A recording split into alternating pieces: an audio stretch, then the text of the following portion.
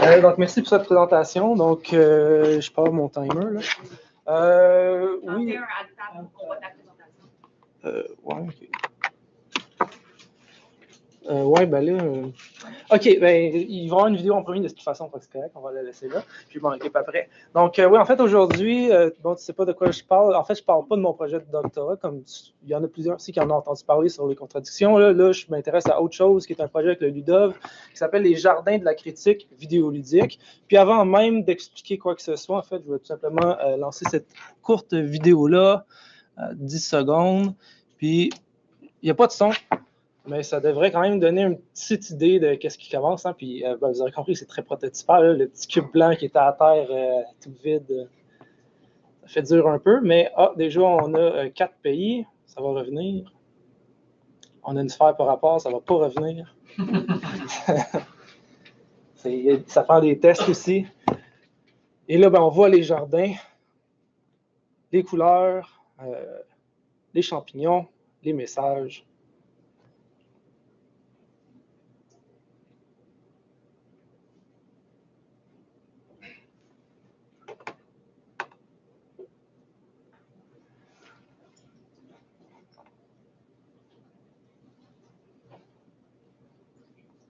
Donc, il y a beaucoup d'arbres. L'arbre, ça va être central au projet.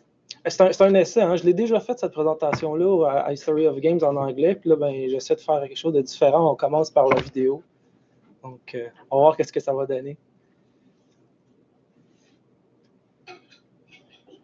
Mais vous l'aurez compris, on explore des jardins, mais ces jardins-là, finalement, sans nécessairement un petit contexte, il y a peut-être quelques mots qui apparaissent des fois qui disent ben, qu'est-ce que ça fait là, Computer Gaming World?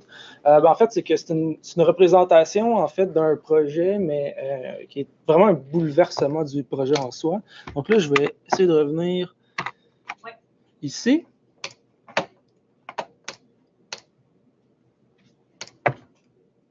OK. Donc, en fait, ça part de ça, là, des gros fichiers Excel gigantesques, plein de données. Là. Donc, en fait, c'est qu'on essaie de transformer une large base de données en un monde qui est explorable et en 3D. Plus spécifiquement, moi, je fais partie d'un groupe du Ludov, donc beaucoup ici le connaissent, Laboratoire universitaire de documentation et d'observation vidéoludique. Et il y a plusieurs études qui ont lieu là. Dans ce cas-là, moi, je participe à une étude sur la critique vidéoludique. Donc, on s'intéresse, entre autres, donc il y a quand même plusieurs pans à ça, mais un des grands pans, c'est une étude sur les magazines imprimés. Donc, on a pris une liste de 4 pays, Canada, France, Royaume-Uni et États-Unis. On a essayé de s'intéresser comment est-ce que les critiques ont évolué à travers ces magazines-là très spécifiquement. Donc, on a une quinzaine de magazines en tout. Je ne vais pas tous les nommer. Mais qu'est-ce que ça donne? Ça donne en tout 15 000 critiques qui sont analysées. Donc, ça donne énormément de données, avec même 4 axes de recherche principaux. Donc, on a la forme, par exemple, quel type d'image on a, combien d'images on peut avoir. On a les périphériques, donc c'est quoi la plateforme sur laquelle on joue, c'est quoi l'ordinateur potentiellement. La voix, donc là, on va s'intéresser à qui a critiqué finalement le jeu, par exemple, est-ce que c'est un homme ou une femme ou autre. Ou plutôt, bon, je vais l'expliquer plus tard, ça, là, ou anonyme.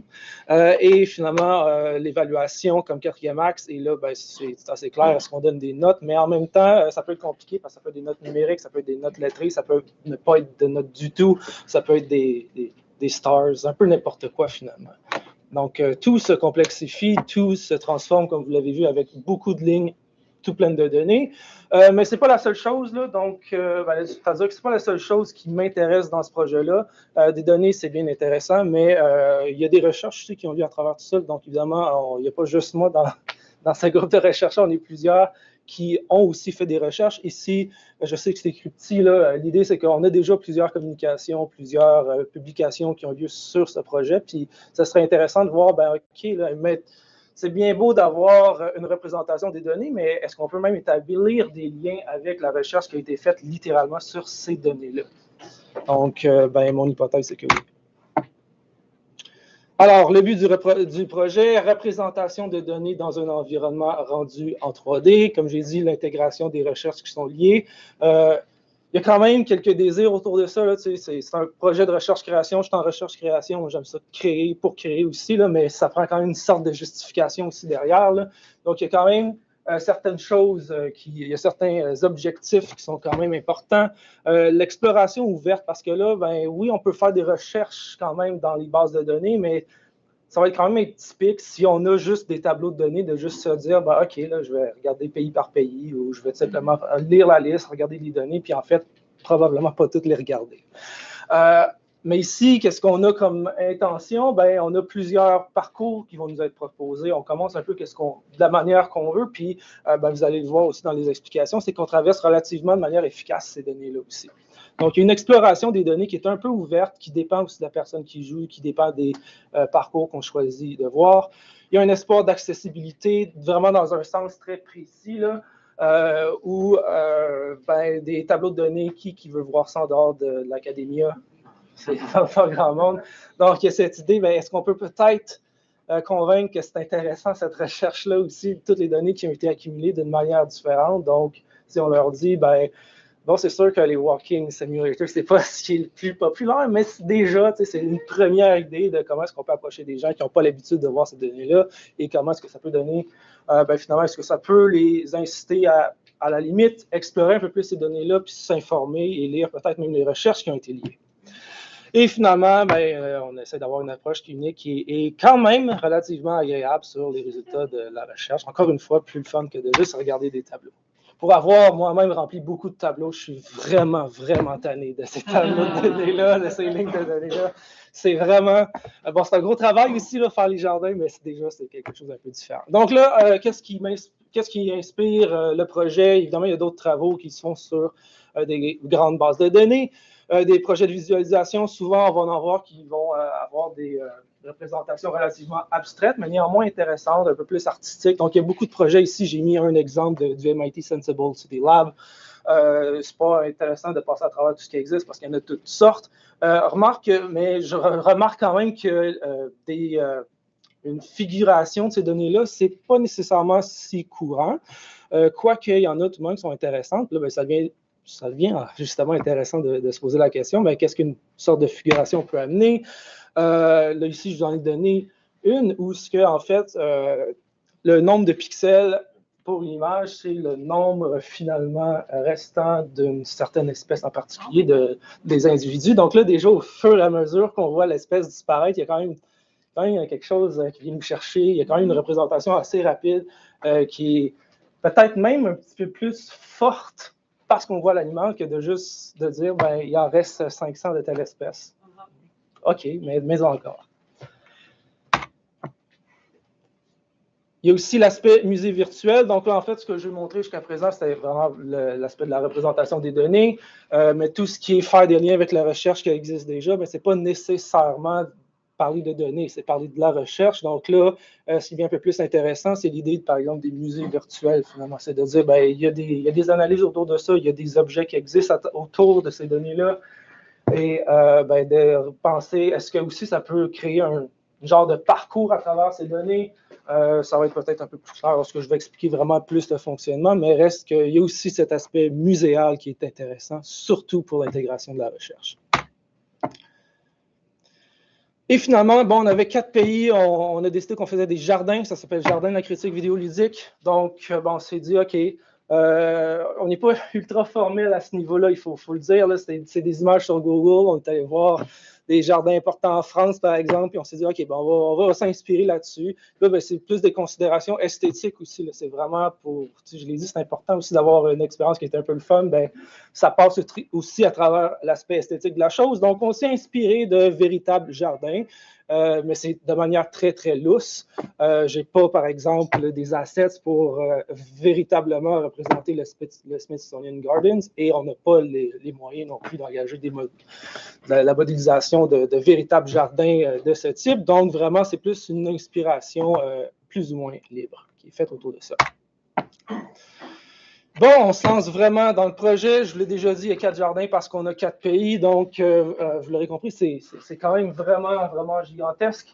De manière générale, on sépare tout de même les données à travers les jardins selon les 4 pays différents. On n'a pas beaucoup de données au Canada, donc ça, c'est le Canada.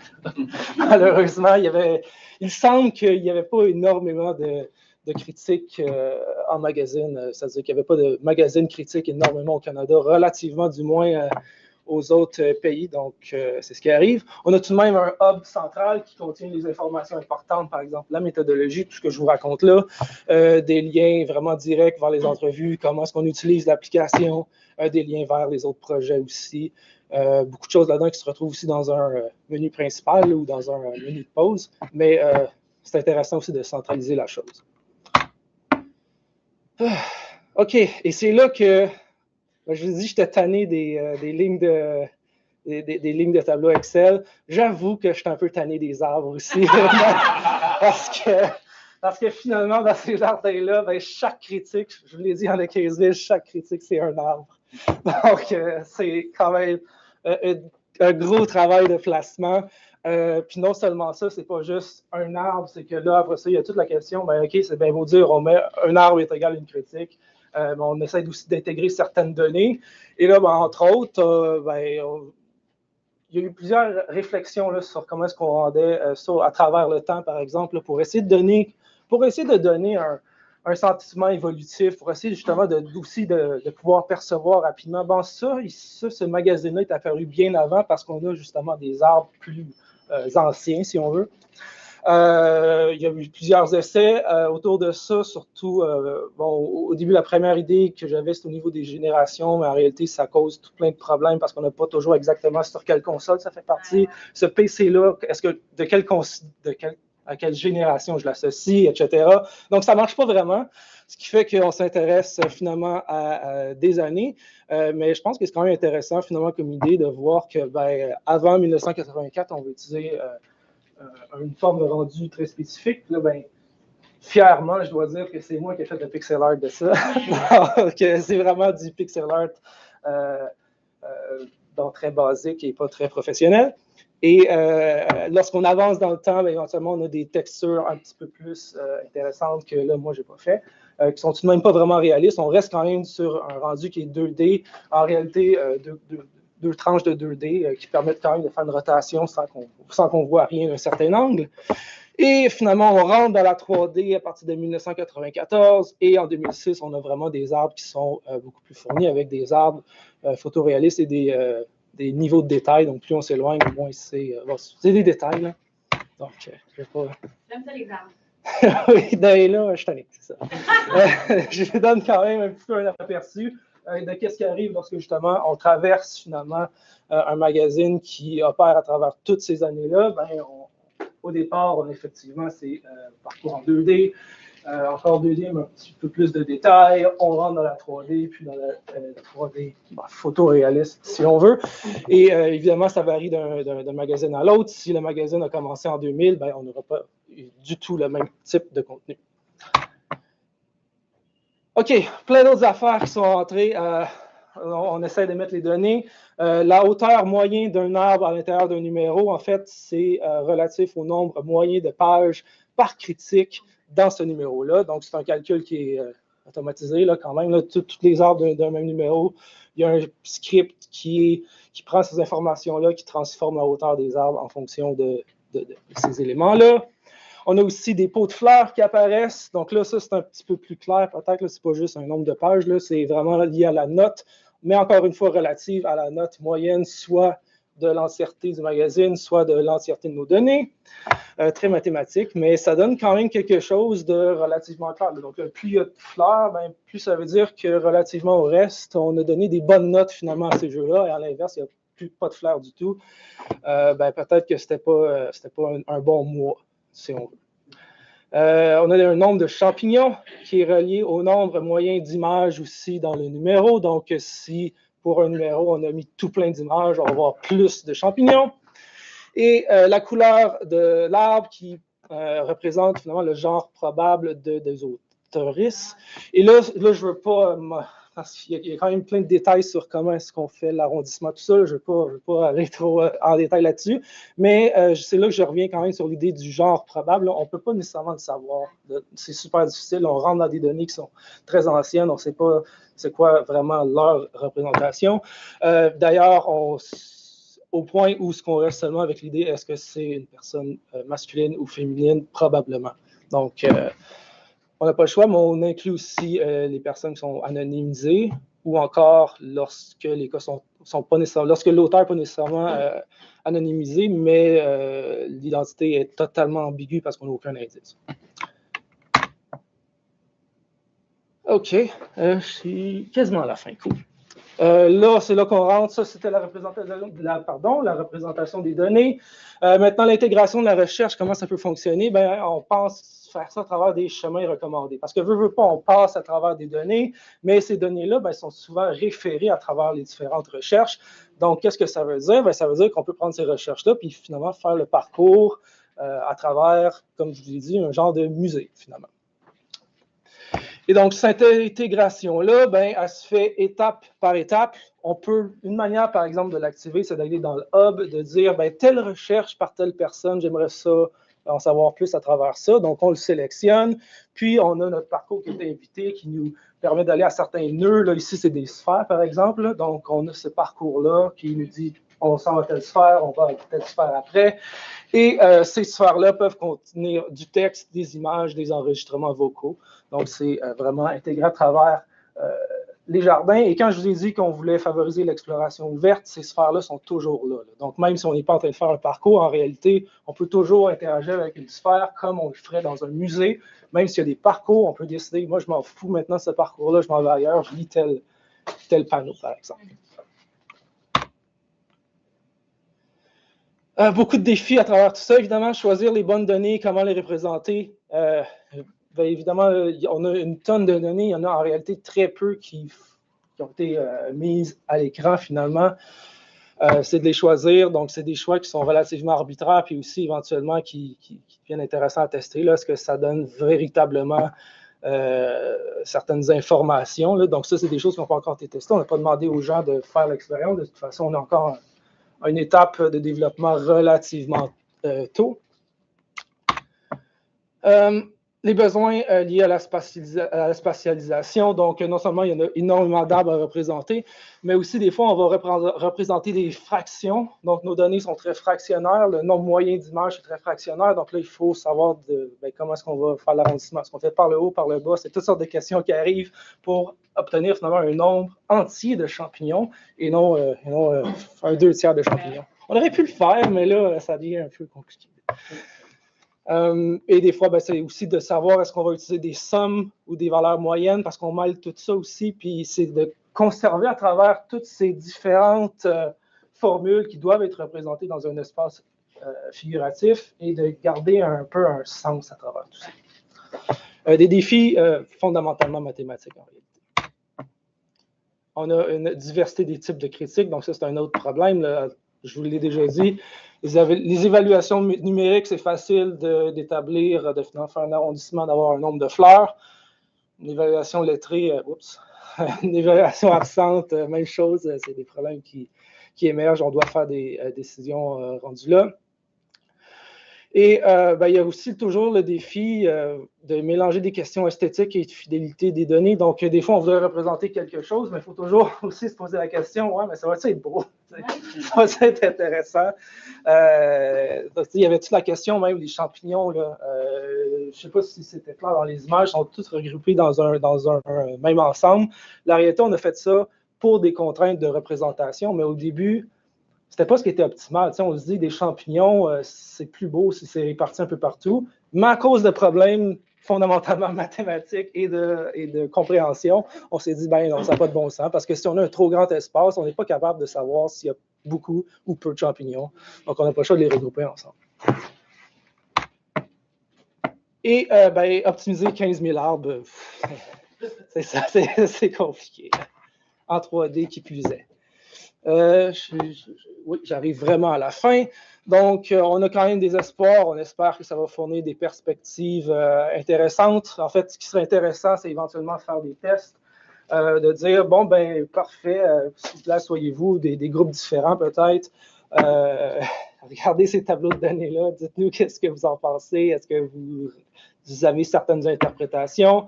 Faire la même chose aussi devant le jeu, poser la question, ben, qu'est-ce que vous interprétez de ça? Peut-être que ça va être des fausses interprétations. Peut-être que ça va être quelque chose aussi qui n'a pas été recueilli à travers une lecture vraiment des tableaux. Donc, c'est vraiment le genre de choses qu'on aimerait savoir. Et comme je l'ai dit, ben, il y a quand même l'idée aussi d'essayer de favoriser l'accès aux données de la recherche. Déjà, si ça, c'est publié sur Steam, ben, c'est déjà, je pense, quelque chose de gagné. Mais tout ça, ça doit être testé. Merci.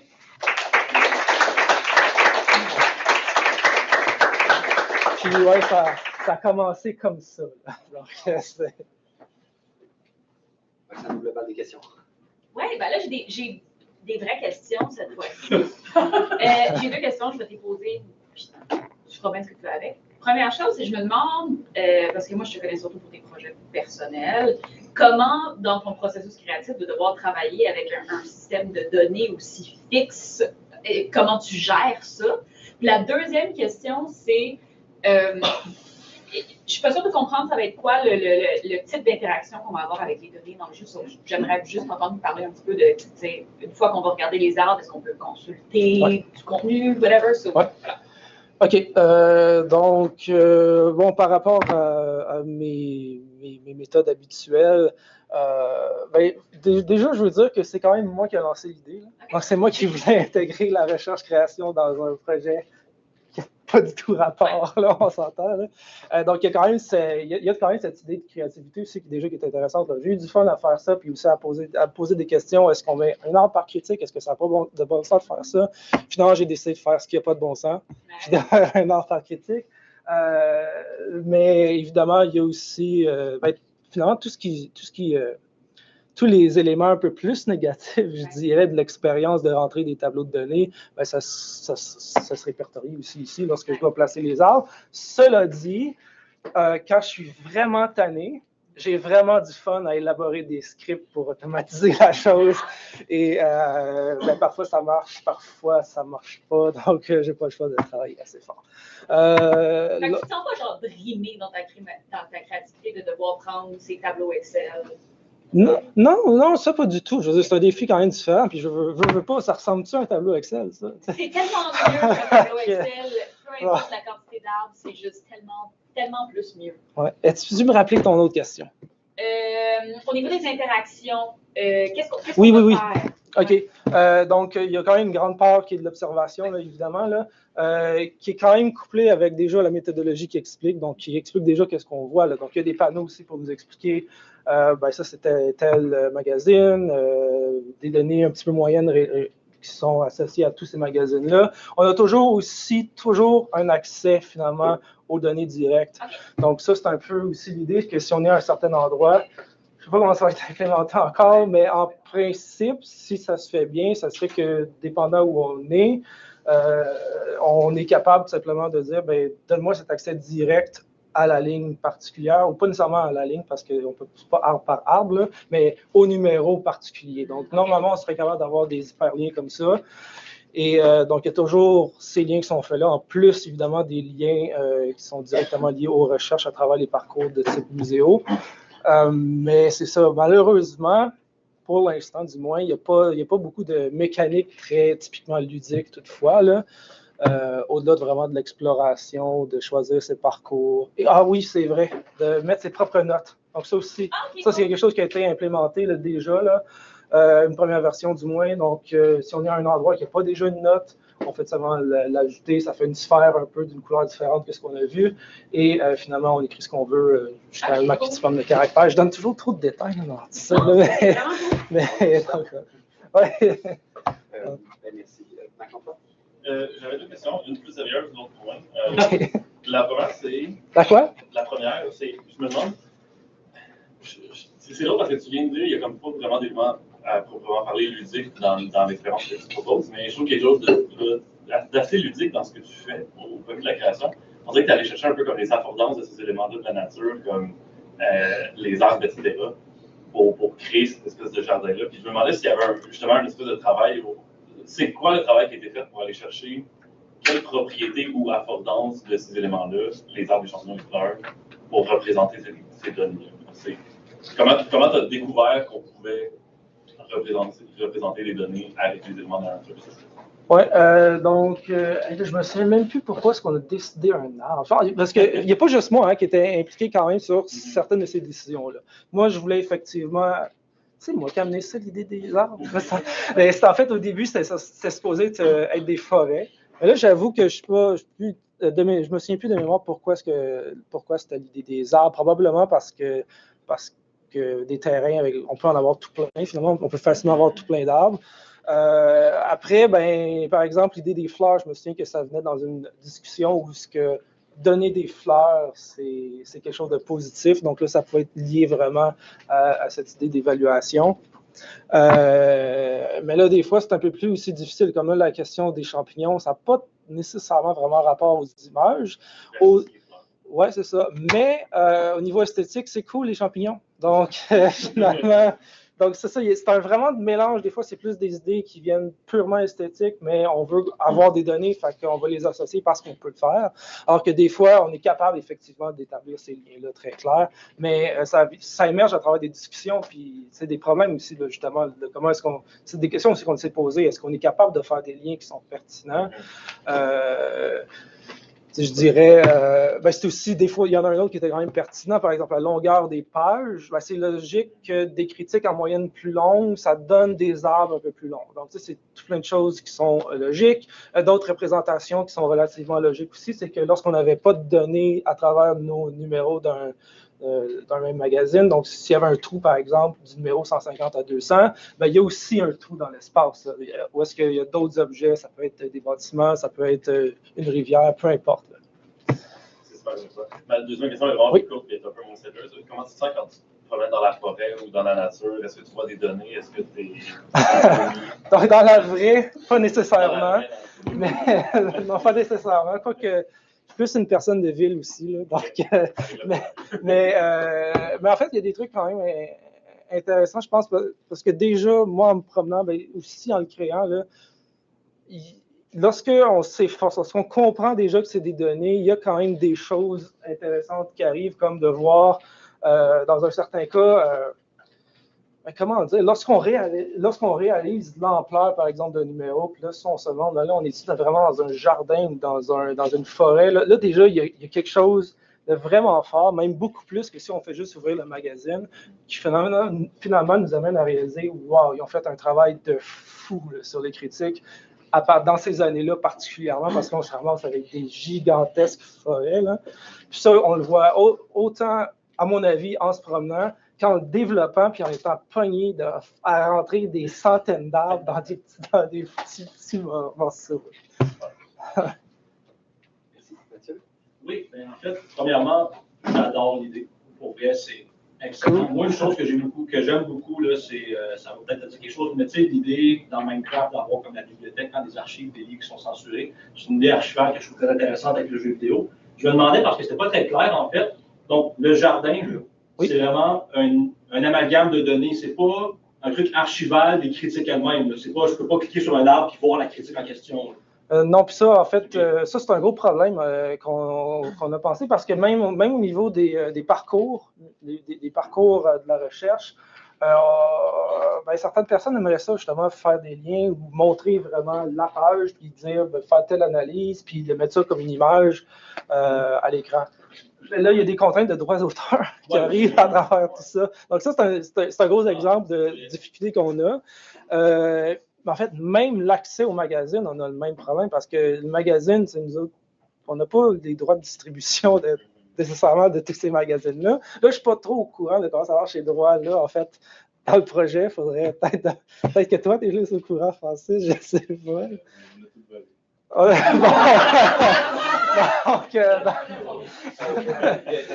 Donc voilà, c'est le gros problème, je dirais, de représenter véritablement. C'est notre contrainte, c'est-à-dire qu'il n'y a pas moyen d'avoir accès autrement à ce magazine-là. Donc, en utilisant les ressources de personnes qui ont décidé de mettre en ligne, puis de numériser, de faire déjà ce travail-là. Fait qu'après, nous, de republier ce magazine-là, c'est pas ta job. Ben, on pourrait. Mais là, après ça, au niveau universitaire, là, ça pose des problèmes pour l'institution. On n'a pas vraiment les droits de. Les gens n'avaient pas vraiment le droit de l'avoir, tout ça. Donc, ouais, on est dans une zone très grise. C'est parce que le fair use académique à un certain point aussi. Oui et non. Là, ouais, mais non, parce que là, puis dans du plus privé, c'est des revenus qui sont organisés pour faire comme un certain montant d'argent. C'est pas nécessairement juste du fair use, c'est le même genre de faire avec certaines œuvres qui sont dans l'art contemporaine. C'est vraiment cool. Puis comme Dominique, parce qu'on a des discussions avec lui, puis le fair use américain et canadien, c'est pas la même chose. Puis là, vu qu'on distribuerait le jeu au niveau international, on va se mettre à avoir des problèmes en France, puis aux États-Unis, puis au Royaume-Uni. La distribution de magazine, mais là, c'est ça, ça devient compliqué. Des fois, juste pour l'image, dans le fond, on se pose la question. Alors, on n'a pas un accès direct au magazine, mais on a quand même évidemment le titre, le numéro, tout ça. Là, puis, Donc, ça reste super intéressant. C'est juste ça, je voulais juste comme spécifier si c'était genre archival ou non. Je pense qu'il y aurait aussi des problèmes d'espace, là, parce que ça prend de la place déjà, ces magazines-là. Puis là, ben, si on veut mettre ça sur Steam, l'idée, c'est pas que les gens soient forcés de télécharger 100 gigs de données. S'il n'y a pas d'autres questions, j'en avais. En fait, est-ce que tu peux rapidement mettre l'image de les données qui ont inspiré ta fait une ville? Parce que moi, il y a l'expression qui dit que quand on est dans une forêt, on voit l'arbre plutôt que la forêt. Puis là, si genre, je suis comme c'est hot parce qu'on voit une tendance, mais là, la vidéo qu'on a vue au début, on était comme en première personne, on était à terre. Et j'ai comme l'impression qu'on voit moins bien dans ton affaire, dans ton jardin, que si on était comme debout. En fait, je suis sceptique. On dirait que je ne vois pas la valeur ajoutée. Mais c'est correct, puis c'est le genre de choses en fait qu'on aimerait savoir aussi à travers des tests éventuellement, de voir justement est-ce que ça donne ce genre d'impression-là, parce que c'est vrai que là, ici, c'est très clair. Justement, c'est très abstrait, mais on a les nœuds, on a les relations, puis ça, on les voit très, très bien. Alors que des relations de plusieurs magazines éloignés, ben là, c'est vraiment beaucoup plus difficile de les faire. Après, moi, j'ai quand même l'impression, pour reprendre un exemple que j'ai donné, que ça donne aussi d'autres approches, d'autres perspectives, c'est-à-dire, puis ce serait aussi à étudier, est-ce que cette représentation figurative à travers la forêt, ça donne pas quelque chose, une impression d'immensité aussi, qui est vraiment amplifiée lorsqu'on est dans des magazines qui sont beaucoup plus grands. Alors qu'ici, ben, oui, c'est clairement plus gigantesque, mais peut-être que je ne le ressentirais pas autant que si je me perds complètement dans une forêt. Je comprends la métaphore. La métaphore est bonne, je pense qu'elle sert à ça, justement. Mais c'est des questions à tester. Mais ça... Vous avez déjà commencé avec celle des critiques que vous aviez, mais peut-être qu'il aurait pu avoir un step avant, il aurait dit comme qu'est-ce qui se passe quand j'utilise une base de données et je la présente en forêt, avant peut-être de tout de suite rentrer dans les contraintes que vous aviez d'années et le guide. J'ai l'impression que là, ça a avancé quand même beaucoup. Si j'étais un producteur avec Cartwright, j'aurais commencé plus petit que rendu là, surtout que tu t'avoues toi-même que tu te fais chier à passer des arbres. Puis je comprends. Fait que voilà, mais j'ai l'impression que c'est une démarche qui est très artistique. Oui. On se lance juste, on va découvrir des affaires, puis au diable, si ça ne marche pas. Puis justement, c'est intéressant ce que tu notes, là, parce que là, justement, les tests arrivent tard. Là, ils vont arriver tard parce qu'on n'a pas fini, puis on n'a pas vraiment l'intention non plus de faire les tests tant qu'on n'a pas quelque chose, un produit relativement fini, là, pour toutes sortes de raisons. Mais effectivement, dans... Oui, effectivement. C'est un projet, on discute ensemble. La plupart du développement, c'est solo. Puis après ça, tous les projets qui vont être intégrés. Là, ça, enfin, moi j'ai juste à mettre les projets directs dedans, là, à les mettre à la bonne place. Là. Mais c'est ça, c'est pas une grande équipe là-dessus, mais c'est vrai que dans des recherches futures, puis ça, c'est vrai, dans n'importe quel développement, c'est important de penser à l'aspect itératif de la chose, là, surtout quand on veut que ça fonctionne, de faire des playtests tout le temps. Puis ça, en fait, je dirais que c'est un problème que j'ai même dans beaucoup des jeux que je fais. Puis tu l'as peut-être nommé un peu le problème derrière, là, qui est l'attitude artistique de la chose, finalement. Fait que des fois, quand on pense ça comme une œuvre d'art aussi, peut-être qu'on s'en fout un peu, puis on devrait peut-être pas.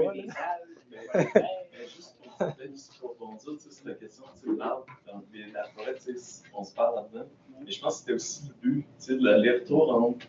On se concentre sur l'arbre, puis après ça, on se concentre sur la forêt, puis là, on revient à l'arbre. Les deux perspectives sont tellement différentes au sein de nos données. C'est des allers-retours comme ça qu'on a fait dans le fond dans tout le long du projet. C'est ça qui, je pense, la sensation qui revient quand on explore le jeu dans le jeu, quand on explore les données, quand on explore le magasin de prix. Il y a toutes ces relations-là d'exploration qui sont peut-être, dans le fond, je pense qu'ils sont bien exprimés par le jeu en ce moment. Merci. Il y avait Amélie. Moi, j'aimerais juste dire, ajouter, débloquer un des zooms. Ouais. Vol d'oiseau. Il y a un gros problème avec ça, par contre. C'est un problème d'optimisation.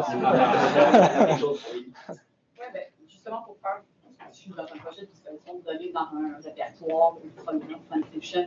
Je comprends l'enjeu de visualiser des données avec un grand corpus de données. Mais je trouve que c'est intéressant parce que justement, au lieu de visualiser seulement les pics et les éléments ultra importants, le fait d'avoir d'une manière individuelle pouvoir l'explorer amène un autre rapport à tes données qui est un rapport que tu ne permettrais pas justement d'avoir si c'était juste des visualisations de les grands nombres et les grandes tendances. Ouais. Ce qui, à mon sens, parfois plus riche parce que ça nous permet d'avoir un regard qui est davantage qualitatif que seulement quantitatif. J'ai tant de grandes données, j'ai tant de 5 de 6 de 7 versus je peux me promener puis voir les variations au sein d'un même groupe de données ou un même corpus d'éléments, par exemple de revues, d'années, et ainsi de suite. Fait que je trouve que c'est une démarche qui est intéressante pour pouvoir avoir un regard plus précis sur des grands ensembles de données. Puis mettons, ma question, c'est, es-tu willing d'embarquer dans un projet similaire, mais c'est pas du jeu vidéo, genre, mais tu pourrais me faire un truc de même? Il faudrait qu'on en... C'est intéressant de voir des données autrement.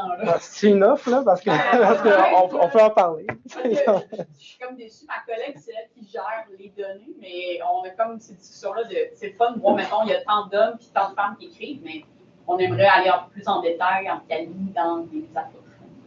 Oui, c'est bon, ça. C'est cool.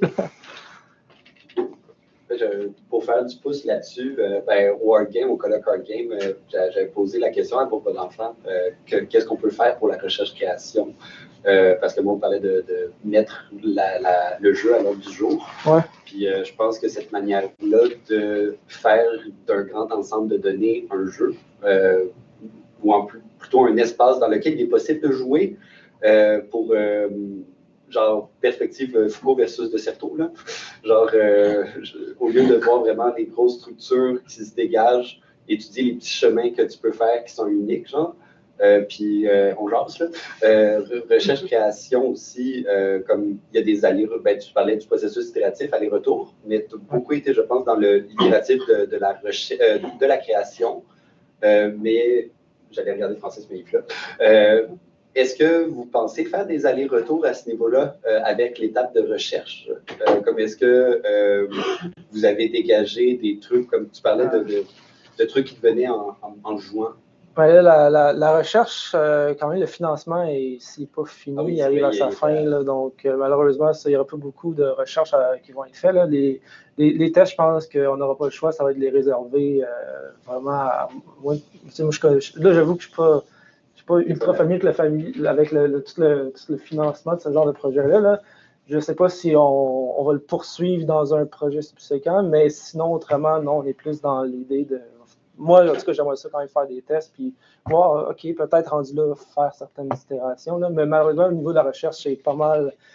C'est arrivé tard, hein, ça. C'est arrivé, il nous restait quoi, un an et demi sur 5 ans là, de recherche. Là. Puis sinon, pour ajouter un truc sur la recherche-création, quand même, un des gros arguments de la recherche-création, c'est de dire que la création, ça a une valeur épistémologique aussi. Là. Puis là, ça reste à débattre à quel point la valeur épistémologique est plus compréhensible, plus intéressante, whatever, que les textes qui en sont émergés, mais ça aussi, c'est quelque chose qui est à découvrir. Puis en fait, c'est des projets qui sont améliorés. Comme il y en a certains qui ont C'est-à-dire que les projets vont avoir une valeur variable épistémologique, mais je pense que c'est super intéressant d'arrêter de penser que c'est le texte qui représente tout, là, que c'est le texte qui explique de manière toujours optimale la chose. Puis, je ne sais pas si je donne le même exemple que je t'ai donné à toi de la fractale, finalement. Ah oui, mais pas dans un colloque. Non, en tout cas. Mais ouais, la fractale, pour donner son exemple, c'est un genre de concept qui est très difficile à expliquer juste avec des mots, mais t'en montres une, puis là, soudainement, ça aide vraiment beaucoup plus à comprendre les mots. Puis si tu l'animes, puis si tu donnes les paramètres aux gens, tu dis, ben, tu peux faire varier toi-même le fractal. Là, déjà, on a une compréhension qui est haute, qui a son propre intérêt, puis qu'on peut vraiment, vraiment difficilement avoir si tu n'as pas vraiment une formation avancée en mathématiques. Puis d'ailleurs, en mathématiques, mon mec est en mathématiques, puis j'ai travaillé avec des mathématiques, ça m'a surpris à quel point l'intuition et l'intuitivité de concept est quelque chose en mathématiques de presque tangible. Ils en parlent un peu comme étant ça, c'est vraiment approché intuitivement, ça me permet d'avoir une compréhension intuitive pour après être en mesure de manipuler des théorèmes très complexes entre eux d'une manière que si tu fais juste lire, analyser numériquement, ça casse. Mais pour poser peut-être ma question autrement, pas en tant que chercheur de financement à Riveto, toi, juste en te promenant, est-ce que ça t'est arrivé d'avoir des petits flashs de comme « Oh shit, ça c'est quelque chose qu'on pourrait prendre comme une étude de cas intéressante, par exemple, ou comme une étude de cas intéressante. » Tu veux en prendre dans les jardins? Oui.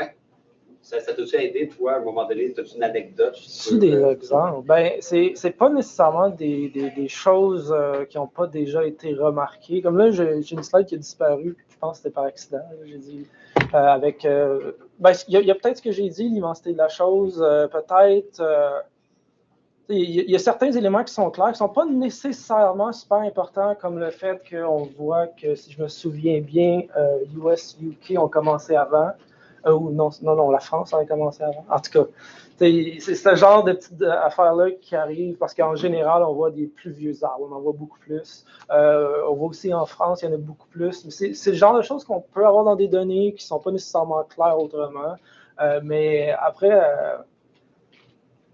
après, est-ce que la valeur épistémologique arrête là, puis c'est le fun de le savoir, ou est-ce qu'on peut faire vraiment des études intéressantes à travers? Je ne sais pas si, honnêtement, moi-même, j'ai trouvé un exemple jusqu'à maintenant, du moins qui n'a pas déjà été découvert autrement. Donc, c'est peut-être des limites, c'est peut-être un problème, mais il faut le faire. Il faut le faire. Puis, honnêtement, moi, je ne me gêne pas aussi. Là, si la réponse à une hypothèse, c'est non, ben, c'est non, c'est tout. Puis, écoute, on passe à autre chose. Mais on l'a testé, on s'est posé la question, puis il faut le faire de toute façon. Ben, merci, c'est très bien pour moi. C'est une mini-question factuelle. Je suis désolée si tu l'as déjà dit, parce que je suis arrivée dans le temps. Mais est-ce que vous prévoyez aussi de diffuser le code source du projet pour, si on veut l'utiliser, pour visualiser d'autres bases de données? Ça, c'est possible de le transposer à d'autres. J'aurais pas le droit de faire tout le code, malheureusement, parce que les pixel art, c'est moi qui les ai fait, mais plein d'assets, les arbres en 3D, je fais pas ça. Donc, il y a beaucoup d'affaires que je pourrais pas donner. Par exemple, le projet Unity au complet, je pourrais pas. Ce que je pourrais faire, c'est donner certains scripts, peut-être.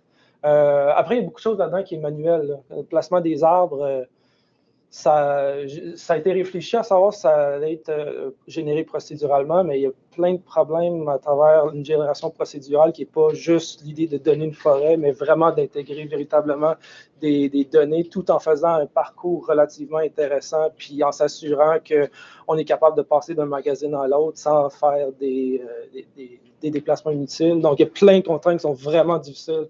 Fait que ça n'a pas été généré procéduralement. Là. Donc, les 15 000 arbres. Oui. Mais le code, je pourrais vous fournir certains du code. Puis je pense que c'est une bonne chose de le faire, c'est une bonne pratique. Là. Mais le projet, malheureusement, c'est sûr qu'au complet, ça ne peut pas se faire. Est-ce que ça donne envie de l'appliquer à Il ne suffit pas de mettre juste un autre tableau Excel. Sinon, l'autre affaire qui peut être faite aussi, c'est d'entrer en contact. Puis moi, après ça, je peux dire c'est quoi tous les assets que j'ai, d'acheter la licence, puis là, je peux passer le projet. ça, légalement, ça pourrait se faire. Bon, ben, ça tire pas mal à sa fin, à moins qu'il y ait une toute petite dernière question. Mais